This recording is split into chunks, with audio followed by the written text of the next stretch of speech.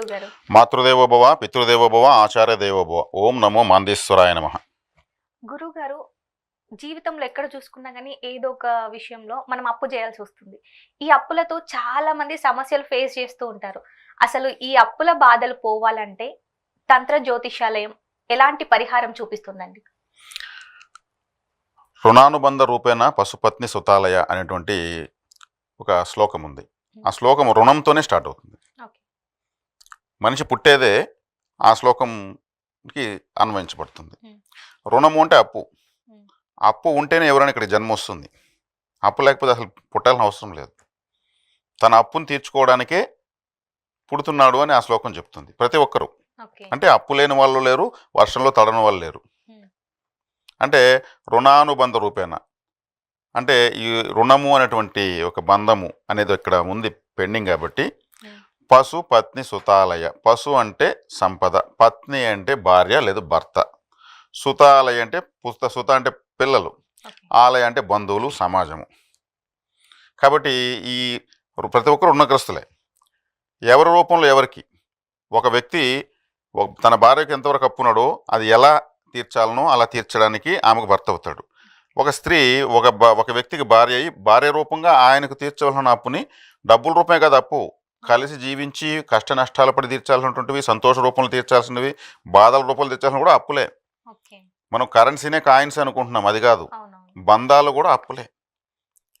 అదేవిధంగా ఎవరు అంతే, రుణానుబంధమే ఇదంతా. పిల్లలు అనుకుంటే ఎవరికి ఎవరు పిల్లలుగా పుట్టి వాళ్ళతో కలిసి జీవించి ఆ జన్మను క్లోజ్ చేయాలనే రుణమే వాళ్ళకి పిల్లగా పుడతారు. ఇంకా బంధువులు అంతే. ఎవరన్నా తెలియని వాళ్ళు ఒక గ్లాసు నీళ్ళు ఇస్తే ఏ జన్మలో రుణమో మీ చేత్తో నీళ్ళు తాగానండి, ఏ జన్మలో రుణమో నేను మీ చేత్తో భోజనం తిన్నానని అంటారు. అంటే అప్పేనే అర్థం దానికి. ఇక్కడ మనకు 1,00,000 రూపాయల ఫోన్ ఉంటుంది, ఇలా పెట్టేస్తాం, ఇల్లంతా తిరుగుతాం, మళ్ళీ వచ్చి ఎత్తుకుంటాం, ఛార్జింగ్లో పెడతాం కదా, అది వాల్యూ 1,00,000 రూపాయలు. అదే 1,00,000 రూపాయలు క్యాష్ ఉంటుంది, దాన్ని అలా పెట్టి తిరుగుతాం ఇల్లంతా, 2 1,00,000 రూపాయలే కదా. ఇది 1,00,000 రూపాయలు ఇస్తేనే కదా వచ్చింది. అంటే ఆ డబ్బులు అనేది వస్తువుగా మారినప్పుడు దాని యొక్క విలువ ప్రాధాన్యత మారుతుంది. అది తగ్గచ్చు పెరగచ్చు. డబ్బు రూపంలోనే ఉంటే దాన్ని మనం జాగ్రత్తగా ఇది ఎవరైనా ఎత్తుకెళ్ళిపోతారేమో అనేటువంటి ఫీలింగ్ మారిపోతుంది. అంటే డబ్బుతోనే ప్రతి వస్తువు డబ్బుతోనే తయారవుతుంది. అంటే ఇక్కడ వచ్చేకాడికి మీరు అప్పులో ఉన్నారు. నేనేం చెప్తున్నాను, బై బర్త్ నుంచి డెత్ వరకు ఉన్నవి ప్రతి ఒక్కటి అప్పే అంటున్నాను. వీటికి బాధ అనుభవించడానికి మనం చలానా కట్టాల్సిన పని లేదు, సంతోషపడడానికి ఎవరు పంచాయతీ సెక్రటరీ సైన్ పెట్టాల్సిన అవసరం లేదు. ఇవన్నీ కూడా మనకు రావాల్సిన సంతోషం మనకు వస్తుంది, మనం పడాల్సిన బాధ మనం పడతాం. అదేవిధంగా ఇక్కడ ఈ కరెన్సీ రూపంలో ఉన్నటువంటి రుణాన్ని మనం తీవ్రంగా భారంగా మానసికంగా ఫీల్ అవుతున్నాం. అంటే బ్రతకడానికి ఆ యొక్క డబ్బును మనం సంపాదించి నష్టపోయి అప్పుల పాలవుతున్నాం, దాని వరకే అనుకుంటున్నాం. అంటే వీటిలో ఏది ఎంత బ్యాలెన్స్ ఉంటుందో అంత వచ్చి మనల్ని శాసిస్తూ ఉంటుంది. అంటే ఇప్పుడు కొంతమంది పిల్లలు పుట్టరు, పిల్లల రూపంలో వాళ్ళకి అప్పుల వాళ్ళు లేరని అర్థం. పిల్లల రూపంలో అప్పుల వాళ్ళు వాళ్ళకి లేరు. నాన్న అమ్మ నాకు ఇది తీసి అది తీసి అని అడగడానికి అప్పుల వాళ్ళు వాళ్ళకి లేనట్లే. కాబట్టి వాళ్ళ పిల్లల కోసం ఏ దేవుని మొక్కినా అసలు మీకు ఆ రూపంలో అనుబంధమే రుణానుబంధం లేనప్పుడు దేవుడు కూడా ఇవ్వలేడు. బ్యాలెన్స్ షీట్లో లేని మనకి ఎలా వస్తుంది? సరే, ఇప్పుడు అసలు పాయింట్కి వద్దాం. ఇక్కడ ఎవరైనా కానీ ఇది వింటారు, ఆమోదిస్తారు. కానీ అసలు డబ్బులు ఎలా వస్తుంది చెప్పోయా బాబు, మా డబ్బుల రూపంలో పలానా వాళ్ళకి ఎంత ఇవ్వాలి, అది తీరాలి, దానికి ఏంటి అవకాశాలు అనే దానికోసం ఎదురు చూస్తూ ఉంటారు. ఇప్పుడు ఈ వీడియోలో దీనికి తంత్ర జ్యోతిష్యం ప్రకారం అనేది మనం తీసుకుంటే జాతకంలో మేము వైనాసిక నక్షత్రం అని ఒకటి ఉంటుంది. వైనాసికము అంటే సంస్కృతంలో వైనాసికం అంటారు, తెలుగులో వినాశనము. ప్రతి గ్రహానికి ఒక వైనాసిక నక్షత్రం జాతకంలో ఉంటుంది. ఆ గ్రహానికి సంబంధించిన వైనాసిక నక్షత్రం రోజు ఏ పని చేసినా నాశనమే అవుతుంది, దాని పేరే వినాశనం. ఇప్పుడు లగ్నానికి సంబంధించి ఒక వినాశక నక్షత్రం ఉంటుంది, ఆ లగ్నం ఆ వినాశక నక్షత్రం రోజు తెలియకుండా ఒక వ్యాపారం స్టార్ట్ చేశారు, బిజినెస్ లాస్ అయిపోతుంది. ఇప్పుడు పంచమ స్థానానికి సంబంధించి అంటే గురువుకు సంబంధించి పంచమ స్థానం అంటే పిల్లలకు సంబంధించిన వైనాశ నక్షత్రం రోజు వీళ్ళు పిల్లల కోసం ప్రయత్నించారంటే హాస్పిటల్కి వెళ్ళడము లేదా ఇంకేం ట్రీట్మెంట్ తీసుకోవడము ప్రారంభిస్తే పిల్లలు కలగరు, ఇంకా వికటిస్తుంది వైద్యం. ఇప్పుడు 7వ స్థానానికి సంబంధించి ఒక వైనాసిక నక్షత్రం ఉంటుంది. ఉమ్. ఆ నక్షత్రం రోజు ఓ పెళ్లి చూపులకు వెళ్తే సంబంధం చెడిపోతుంది. అంటే ప్రతి నక్షత్రానికి ప్రతి గ్రహానికి ఉందని చెప్తున్నాను కదా. అవును. ఆ గ్రహానికి సంబంధించిన వైనాసిక నక్షత్రం మనకు తెలియదు, అంటే జనాలకు తెలియదు, జ్యోతిషాలు మాకు తెలుసు. ఇప్పుడు ఇట్లా ఆ వైనాసిక నక్షత్రాన్ని టచ్ చేయకూడదు అనేది ఇక్కడ ఓకే. విషయం. కానీ ఇప్పుడు అప్పు అంటే 6వ స్థానం సూచిస్తుంది. ఉమ్. 6వ స్థానం శత్రు రోగ రుణాలను సూచిస్తుంది. ఉమ్. అంటే 6వ స్థానానికి సంబంధించిన వైనాసిక నక్షత్రాన్ని టచ్ చేస్తే ఏమవుతుంది? అప్పే అవుతుంది. అప్పు కాదు, ఇది వినాశనం చేస్తుంది కదా. ఉమ్. ఆ అప్పు ఆ రోజు కట్టడం ప్రారంభిస్తే అప్పు నాశనం అయిపోతుంది, తీరిపోతుంది. ఓకే. ఈ ఒక్క 6వ స్థానానికి మనకు సంబంధించిన వైనాసికాన్ని మాత్రమే పట్టించుకోవాలి, మిగిలిన మాట పట్టించుకోకూడదు. ఇదేం చేస్తుంది?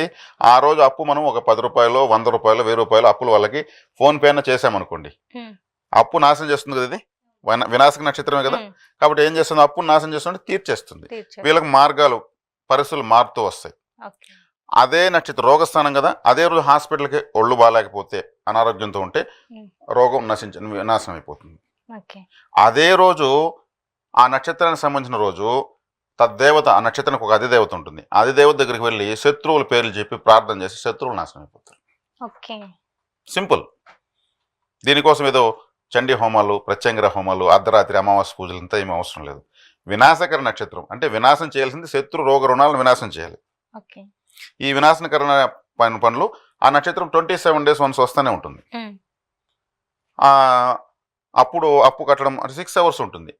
ఒక నక్షత్రంలో ఒక పాదమే వస్తుంది. ఉమ్. ఆ పాదం అనేది 6 hours ఉంటుంది. ఆ 6 hoursలో నిజంగా మనకు అనారోగ్యం ఉంటే మనం హాస్పిటల్కి వెళ్తే సింపుల్ ట్రీట్మెంట్తో అనారోగ్యం నశిస్తుంది. ఉమ్.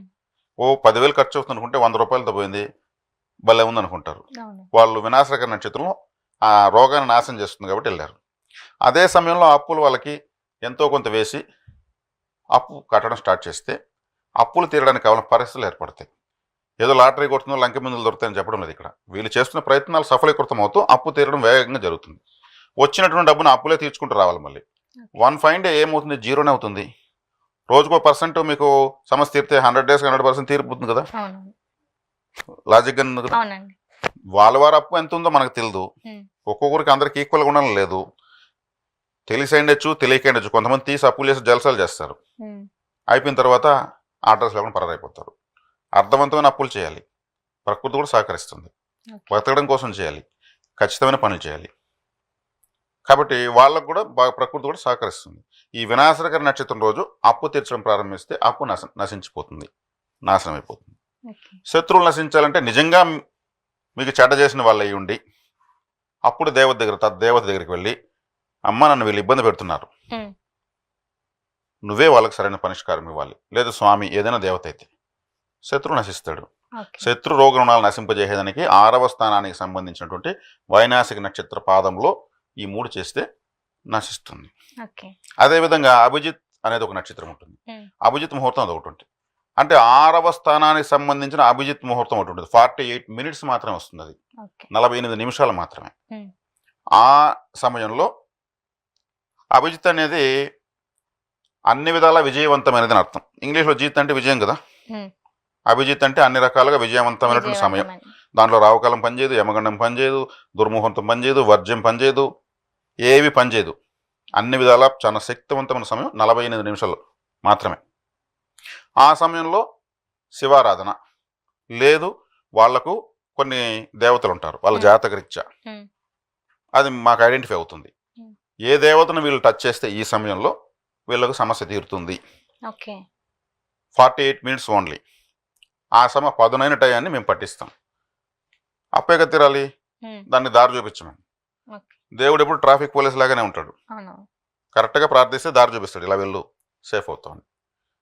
అంతే కదా. అవును. కాబట్టి ఇక్కడ సరైనటువంటి 6వ స్థానానికి సంబంధించిన అభిజిత్ ముహూర్తము, 6వ స్థానానికి సంబంధించినటువంటి వైనాసిక నక్షత్రముని పట్టుకుని తద్దేవతారాధన ఎలా చేయాలో మేము చెప్పిస్తాం.